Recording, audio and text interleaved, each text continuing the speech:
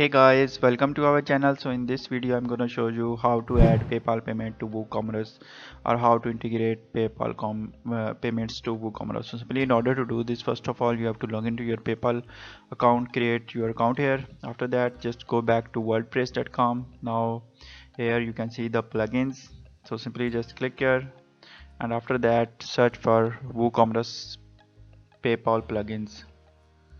So simply search for it.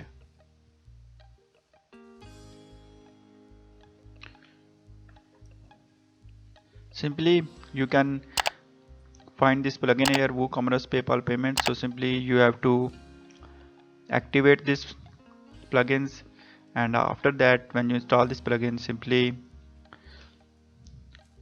after that you can set up the payment method and you can connect PayPal account to WooCommerce.